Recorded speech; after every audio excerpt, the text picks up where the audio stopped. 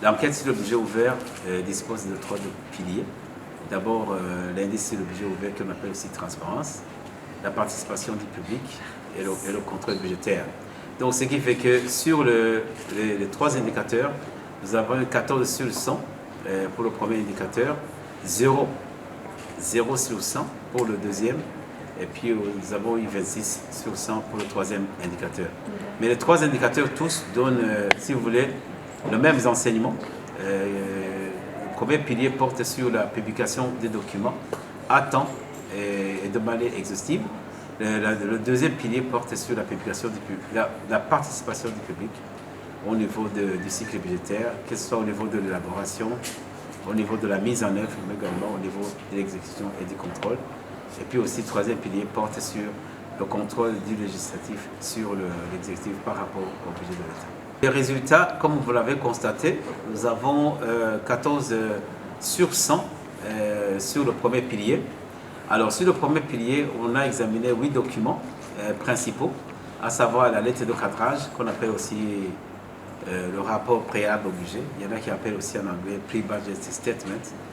Le deuxième document, c'est qu'après la lettre de cadrage ici au Burundi, on a un projet de loi qui passe au Conseil des ministres, qui a été examiné. Et puis le troisième document, c'est le Conseil de l'ordre de finances qui est promulgué. Le quatrième document, c'est concerne le budget des citoyens. Le cinquième, il concerne le rapport en milieu d'année. Et puis le septième, c'est le rapport en fin d'année. Et enfin, le dernier, le huitième document, c'est le rapport d'audit. Alors, nous avons constaté que sur les 8 documents, 4 sont publiés, on va dire à temps pour être examinés. Mais nous avons constaté qu'au sein des 4 documents, seule la loi de finances est publiée, on va dire à temps, c'est-à-dire le plus rapidement possible.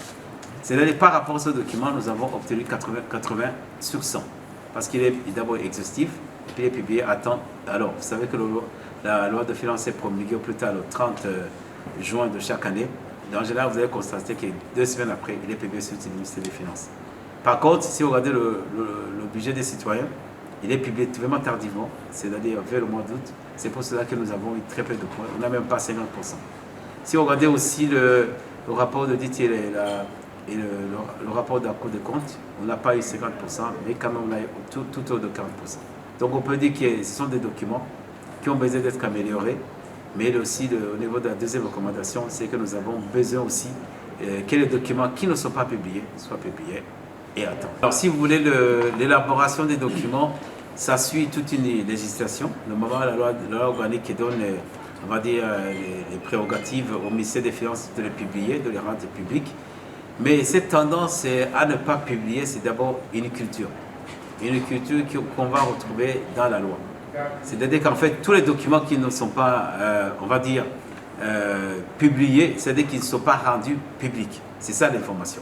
Donc l'information n'est pas accessible à tout le monde. Il faut avoir cette culture que tous les documents publics soient accessibles à tout le monde. C'est aussi une culture de redevabilité. C'est-à-dire qu'en fait, je ne dirais pas le décideur politique, mais aussi on va dire le fonctionnaire, l'agent public, il faut qu'il sache qui sert la population. Donc il faut se rendre disponible, prendre des documents pour les chercheurs, pour les médias, pour le public. Donc vraiment, c'est une sensibilité qu'il faut continuer. Mais aussi, je vais peut-être en profiter pour parler quelque chose en rapport avec la participation du public. C'est aussi une culture, parce que tout le monde n'est pas habitué à ce que pendant l'élaboration des documents publics qui concernent le budget, on n'invite pas le public à travers les médias ou bien à travers les organisations de la société civile, même lors de l'élaboration. Mais c'est quelque chose qui peut venir, qui peut commencer, qui peut continuer aussi. L'importance de publier ces chiffres, mais aussi ces documents, c'est que d'abord, c'est une culture de redevabilité vis-à-vis du contribuable, mais aussi l'obligation de transparence. Ça permet par exemple aux partenaires de voir que l'argent qui a été, on va dire, je ne dirais pas donné, mais qui a contribué est vraiment utilisé de manière transparente, donc traçable. C'est possible d'avoir les pièces, c'est possible d'avoir l'exécution, c'est possible aussi d'avoir le processus dans lequel ce budget a été bien dépensé. Cette façon d'être transparent, ça permet aussi d'attirer les ressources, surtout financières, dont les pays en général en développement ont besoin. Alors, si vous voulez, le budget approuvé, c'est la loi de finances. Tout le monde connaît, c'est la référence pour tous tous les documents comptables, on va dire, du public, pour l'argent du public. Mais le budget des citoyens, c'est le document qui sert, on va dire, au citoyen normal. C'est-à-dire le citoyen qui ne comprend pas tous les chiffres. Au lieu de lui dire que le ministère de l'Éducation a peut-être 500 milliards et plus, c'est de lui dire qu'est-ce qu'il va avoir, lui, en tant que citoyen normal. Qu'est-ce qu'il va avoir pour cette année par rapport à l'année passée? Qu'est-ce qu'il a eu? Est-ce qu'il va avoir un pont qui est construit? Est-ce qu'il va avoir plus d'accès à l'énergie, on va dire électrique, hydroélectrique? Est-ce qu'il va avoir une route qui est bitumée, qui est accessible?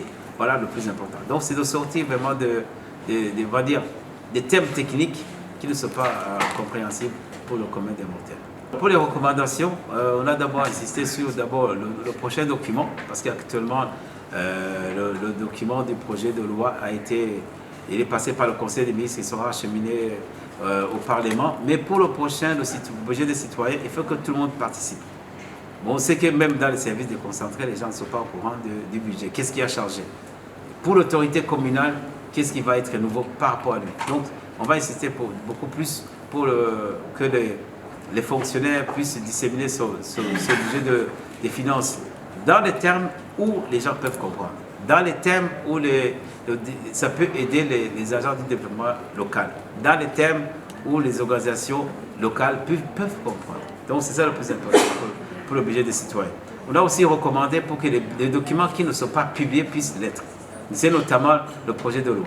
Donc il sort du Conseil des ministres, il est disponible pour les médias, mais il faut qu'il soit publié sur le site officiel, soit du ministère des Finances, soit du secrétariat du gouvernement ou bien de la présidence. Voilà pour les deux documents, mais aussi il y a d'autres documents techniques qui jusque-là ne sont pas élaborés. C'est le rapport en milieu d'année. Donc on va recommander que le ministère des Finances, à travers la direction de la planification, puisse élaborer ce document qui va servir à chaque milieu d'année de savoir quelles sont les perspectives pour le semestre qui suit par rapport à celui qui a été exécuté. Burundi a perdu, on va dire, par rapport au score, on a eu 14 sur 20. On aurait pu espérer avoir plus parce qu'il y a 4 documents qui sont publiés. Donc c'est là où je dis que le Burundi a perdu par rapport, au contenu de certains documents, mais également par rapport à la publication à temps. Parce que ces documents, ils ont été faits, ils ont été élaborés, mais malheureusement, il y a certains documents qui ont été publiés tardivement. En publiant tardivement, on perd des points. Alors ce que nous avons gagné, c'est quoi? Nous avons 2 documents qui ont été publiés, on va dire, par rapport aux éditions précédentes. Alors, le premier, c'est le rapport de la Cour des comptes. Le dernier rapport qu'on avait eu, c'était en 2017. Tous les rapports maintenant de la Cour des comptes, ils ont été publiés sur le site officiel de la Cour des comptes. Et puis le deuxième document qui a été publié, c'est le rapport de fin d'année. Il est disponible sur le site du ministère des Finances. C'est là où on peut dire ces 2 documents que nous avons gagnés par rapport à d'autres. Il faut savoir que le dernier score que nous avons obtenu, c'était un score de 7 sur 100. Maintenant, nous avons 14. On va dire, c'est un score qui n'est pas, on va dire, qui est encore faible, mais qui vient de s'améliorer. Jusque-là, parce que ces indicateurs-là, ils ont des ramifications avec le potentiel. Cela ne veut pas dire qu'un pays comme la RD Congo, qui peut avoir 40%, tout d'un coup, tout le monde va investir au Congo. Mais au moins, on voit que par rapport à l'argent qui a été disponible, il a été bien utilisé au vu des documents. Donc, c'est-à-dire qu'en fait, un pays qui a cette image, il va travailler cette image de bonne gouvernance, de bonne gestion par rapport à cet indicateur qui est un peu particulier parce que lui, il va traquer les documents du cycle budgétaire en regardant ce qui a été publié par les auteurs et non pas par les étudiants.